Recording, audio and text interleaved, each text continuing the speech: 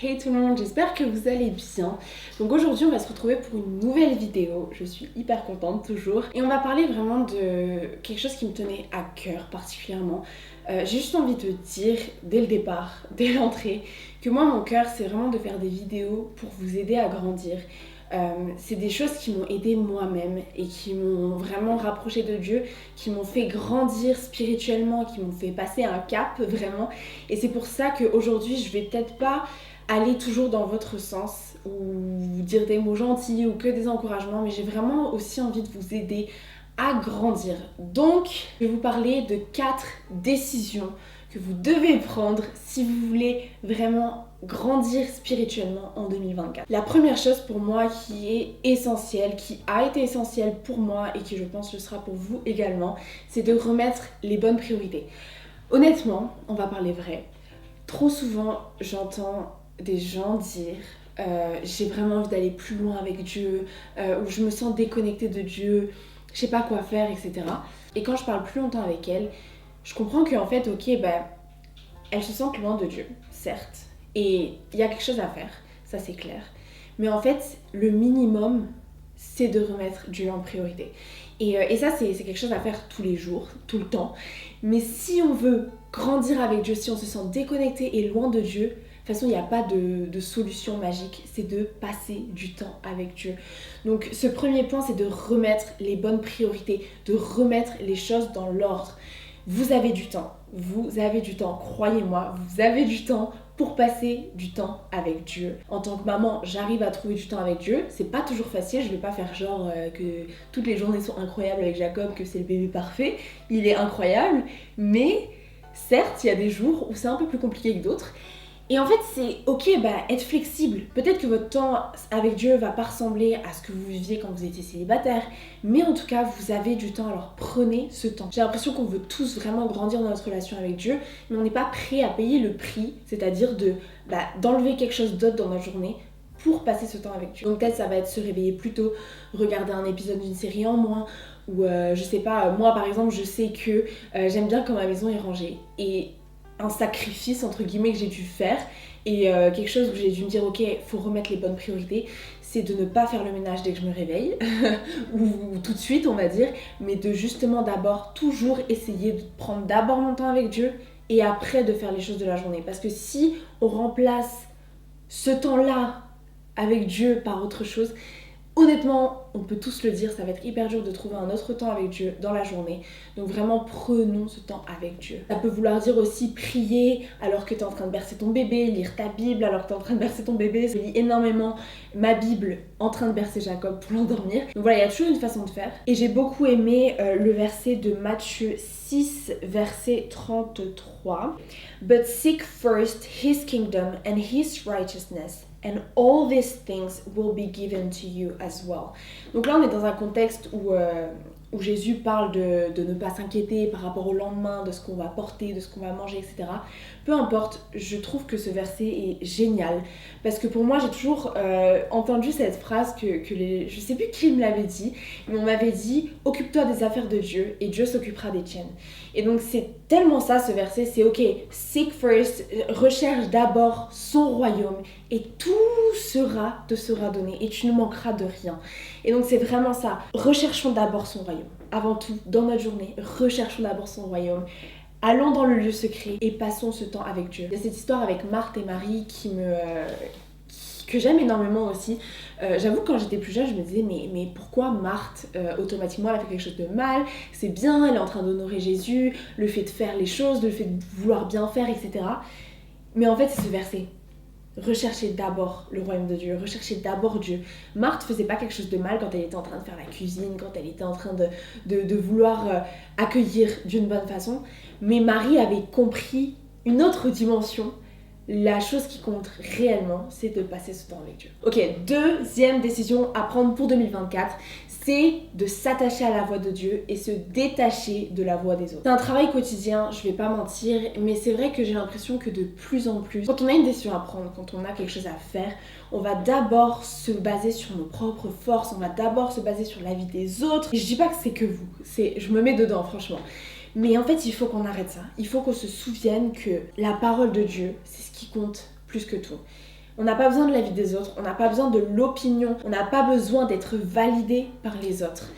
On a besoin d'écouter ce que Dieu nous dit et d'être obéissant parce qu'un jour on va devoir rendre des comptes et ça va pas être en fonction de ouais mais tu vois lui il préférait que je fasse ça comme ça donc j'ai fait comme ça. Non, c'est en fonction de ce que Dieu veut que nous fassions. Donc remettons vraiment Dieu au centre. Et j'ai vraiment ressenti ce côté de pression, on va dire, avec par exemple cette chaîne YouTube. Franchement c'est tout bête ce que je vais vous raconter, mais c'est un exemple pur que j'ai vécu il y a pas longtemps. Mais c'est ce côté, ok, je commençais à réfléchir sur les vidéos que j'allais faire. Et je réfléchissais à cette vidéo et je sentais vraiment que Dieu me mettait à cœur cette vidéo. Et je me disais, mais Seigneur, est-ce que vraiment ça va plaire cette vidéo? Est-ce que ça va parler? Et en fait, j'ai été reprise, mais à fond. Et je me suis dit, mais en fait, ok, peu importe. Je suis pas là pour plaire, je suis là pour dire ce que j'ai sur le cœur et ce que Dieu m'a mis sur le cœur. Et donc vraiment, il faut qu'on soit tout le temps dans cette attitude, en fait, de se dire, ok, je suis pas là pour plaire. Dieu m'a donné une mission sur cette terre et je vais la faire. Et que ça plaise ou pas, en tout cas, moi j'ai envie de bénir, j'ai envie d'aider, j'ai envie de soutenir, d'encourager. Mettons la voix de Dieu avant toute autre chose. Voyons les choses avec sa vision des choses. En plus, souvent on est là à vouloir essayer de chercher des informations dans des prédications, dans des vidéos comme ma vidéo par exemple, des podcasts, des livres. C'est génial. Franchement, tous ces outils sont essentiels aussi pour qu'on puisse grandir dans notre foi. Mais j'ai envie de vous rappeler qu'on a le livre qui est le plus important. Si on veut grandir dans notre relation avec Dieu, on va grandir encore une fois avec des prédications, etc. Mais ne remplaçons pas ça par des moments où on écoute sa voix directement et pas la voix de quelqu'un d'autre. C'est vraiment quelque chose que j'ai envie de dire aussi. Mes vidéos, c'est cool, mais ça remplace pas votre temps avec Dieu. Ça remplace pas la lecture de sa parole parce qu'on a la sagesse incarnée dans un livre, on a sa voix. Je commence à être à vous. Mettons les choses dans l'ordre. Sa parole avant tout, la prière, sa voix avant tout. Il y a un passage aussi dans Job que j'ai vraiment trop aimé. Job, il m'inspire honnêtement, je sais pas vous, mais il était malade, un truc de fou. Et moi j'ai été malade rapidement, cet été j'ai eu une pneumonie, une grosse crise d'asthme alors que j'avais jamais été asthmatique de ma vie. Donc bref, c'était vraiment compliqué cet été. Mais en fait, en même temps, quand je passais par tout ça, j'étais en train de lire le livre de Job. Et franchement, je me disais, ok Victoria, tu peux pas te plaindre là, c'est chaud. Et en fait, Job, il m'inspire par rapport à sa persévérance. Et je sais pas si vous avez lu ce livre, mais avec ses amis qui sont toujours en train d'essayer de lui dire, ok, mais t'as péché, en fait, c'est ta faute, repens-toi, etc. Et Job, il était attaché à la voix de Dieu. Il disait non, je sais que c'est pas ça, il y a autre chose. Je reste fidèle à Dieu, je reste attaché à lui. Et moi, je trouve ça incroyable. Je me dis, mais waouh, franchement, respect. D'avoir cette attitude comme Job avait, je trouve ça impressionnant. Donc, Job 22, verset 21. Submit to God and be at peace with Him. In this way, prosperity will come to you. Et donc là, ça dit submit, donc soumettez-vous à lui, mais j'ai vu que dans d'autres versions, c'était attachez-vous à lui. Et c'est ça en fait. On s'attache à lui et on est en paix avec lui et tout le reste viendra. Mais on s'attache à lui. Ok, je vais essayer d'aller plus vite parce que je commence à être longue.